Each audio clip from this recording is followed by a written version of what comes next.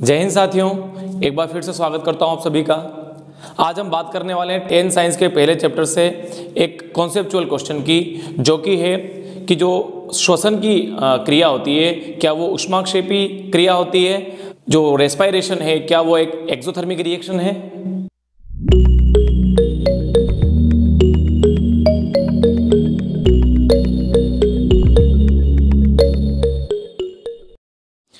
इससे पहले कि हम इस क्वेश्चन के आंसर को लें, हमें इस क्वेश्चन में छुपे हुए दो जो शब्द हैं उनको समझना होगा। एक तो है श्वसन और एक है ऊष्माक्षेपी, यानी रेस्पायरेशन और एक्सोथर्मिक। यदि हमने इन दोनों शब्दों को समझ लिया तो हमारे लिए इस क्वेश्चन का आंसर जो है वो आसान हो जाता है।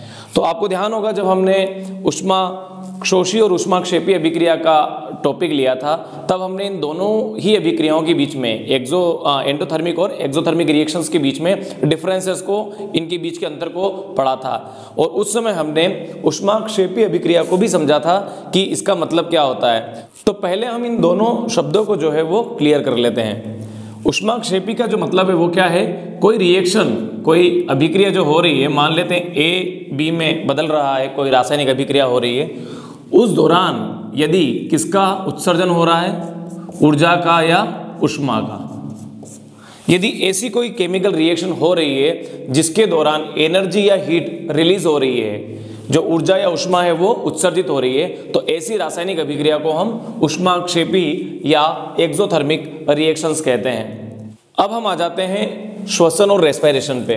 कई बार श्वसन या रेस्पायरेशन को एक साधारण शब्द के तौर पर ले लिया जाता है, और यदि हम किसी से पूछते हैं कि क्या है श्वसन, तो उसका सीधा सा जवाब होता है कि जब हम सांस लेते हैं और सांस छोड़ते हैं, तो श्वास लेने और छोड़ने की जो क्रिया होती है उसे हम श्वसन कहते हैं। तो ये जो आंसर है ये गलत है। असल में सांस लेना और सांस छोड़ना ये कहलाता है श्वासोच्छ्वास, जिसे इंग्लिश में कहा जाता है ब्रीदिंग। और अभी हम जिस शब्द की बात कर रहे हैं वो है श्वसन या रेस्पायरेशन। श्वासोच्छ्वास और श्वसन, ब्रीदिंग और रेस्पायरेशन दोनों अलग अलग चीज़ें हैं, दोनों अलग अलग क्रियाएं हैं। इनके बीच में कंफ्यूज होने की आवश्यकता नहीं है। हम जब बायो प्रोसेसेस, जैव प्रक्रम वाला जो हमारा चैप्टर है 10 साइंस में, उसको जब लेंगे तब हम इनके बीच के डिफरेंसेस को बहुत अच्छे से क्लेरिफाई करेंगे। अभी हम फिर से हमारे क्वेश्चन पे आ जाते हैं। तो श्वसन और रेस्पायरेशन क्या है उसे हम समझ लेते हैं। मान लेते हैं ये कोई एक कोशिका है, यानी कि सेल है। इस सेल के अंदर इसे अपनी ऊर्जा बनानी है, इसको अपना एनर्जी अपनी जो एनर्जी है इसको निर्माण करना है। तो क्या होता है, हमारी जो कोशिकाएं होती हैं वो क्या करती है, C6H12O6 यानी कि ग्लूकोज का क्या करती है, ऑक्सीडेशन करती है, ग्लूकोज का ऑक्सीकरण करती है। परिणाम स्वरूप क्या होता है, उस ग्लूकोज का, उस भोज्य पदार्थ का जब ऑक्सीडेशन या ऑक्सीकरण होता है तो किसका निर्माण होता है, हमारी कोशिकाओं में ऊर्जा यानी एनर्जी का। और यही तो हमारे जो श्वसन या रेस्पायरेशन जो प्रोसेस होती है उसका उद्देश्य होता है। तो श्वसन या रेस्पायरेशन का मतलब है भोज्य पदार्थ का ऑक्सीकरण, किसी food material for example glucose का ऑक्सीडेशन करना और ऊर्जा को बनाना, एनर्जी को बनाना। साथ में आप जानते हैं क्या रिलीज होती है, कार्बन डाइऑक्साइड और वाटर।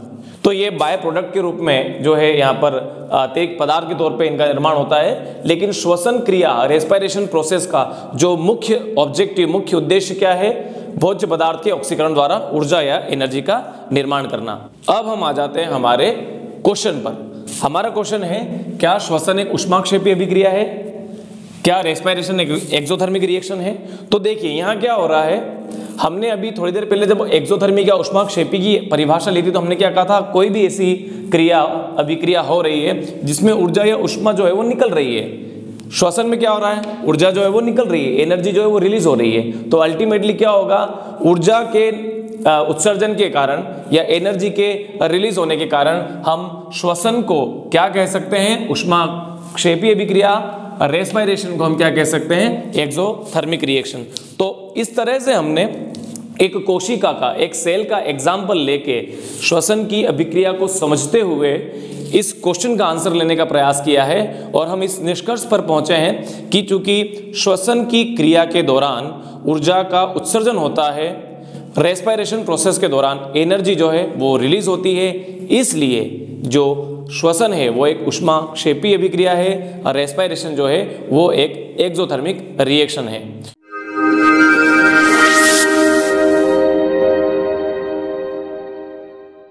उम्मीद करता हूं ये आपको समझ में आया होगा। आपकी स्क्रीन पर कुछ स्लाइड्स दिखाई दे रही होंगी जिनमें हमने इस क्वेश्चन के आंसर को दोनों ही मीडियम में लिख रखा है। आप अपने मीडियम के अकॉर्डिंग उनको लिख लीजिए। धन्यवाद।